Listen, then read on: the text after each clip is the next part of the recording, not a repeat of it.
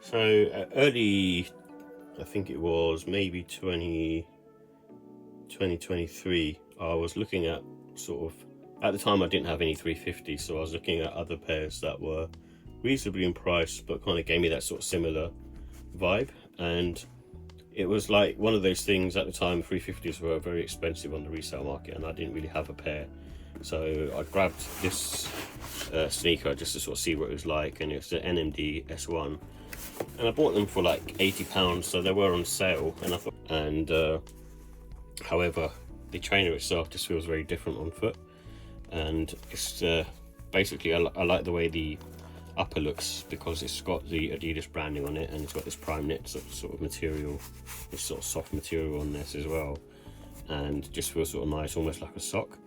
But what I don't like about this particular pair is the midsole itself. It's very sort of thick, which I was happy with, but I thought it would still be sort of squishy on foot.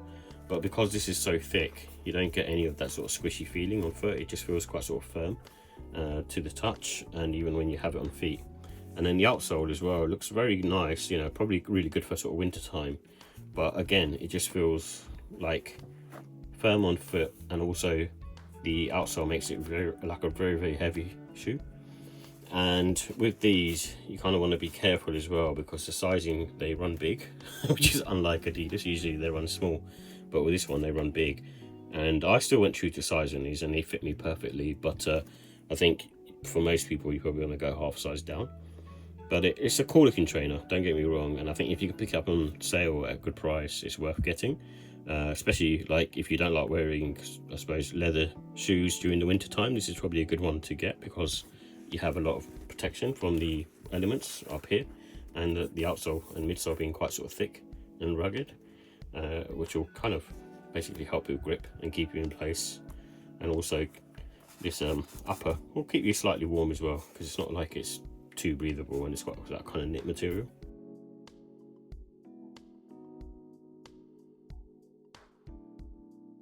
So here are details for the Adidas NMD S1 white light purple. It comes in a cloud white and light purple colour, and this has a EVA midsole and outsole in my opinion, and it's made up of a prime knit upper, and the materials it's using is sort of synthetic cotton materials, and the price is £160. So in terms of the comfort, I would say they're on the firm side in my opinion. The sole, I thought it would be more like a Yeezy 350 and be sort of soft and have like boost like quality, but in all honesty it's a very sort of chunky firm sole. However, I do like the upper. It's, like I say, it's very much like a Yeezy 350 in terms of its upper, and it's just basically fits like a sock. And because it's a new sort of silhouette, it is good around your foot and gives you sort of enough sort of support, and especially around the arch as well. And because of the sort of soft upper, there's no sort of wearing time with these, you should be fine. And true to size is good. And I think they also have great traction. I mean, you can probably see that from the photos, but it's got very pronounced, the Adidas trefoil logo all around the outsole, and that sort of proves quite sort of durable, and especially sort of wearing them in the wet, they felt fine for me. And because of the sort of thick outsole, they also feel very stable on foot anyway. So with the look and style, I like the fact that it's giving you sort of trail shoe vibes, similar to, I suppose, a Salomon in a way, and it's kind of like that hybrid trainer of looking a bit like a 350 but also giving you sort of trail shoe vibes. And I think this one you can probably wear all seasons, but obviously this is the white colourway, so you probably be a bit careful getting the mesh dirty. And I think they work best sort of casually. It's because it's sort of a chunky sneaker anyway. I don't think you can wear these sort of smart casual in my opinion. And white or purple laces will definitely work in this. So with the final thoughts, I like the fact that it fits like a sock, and feels quite nice on foot, similar to like a 350.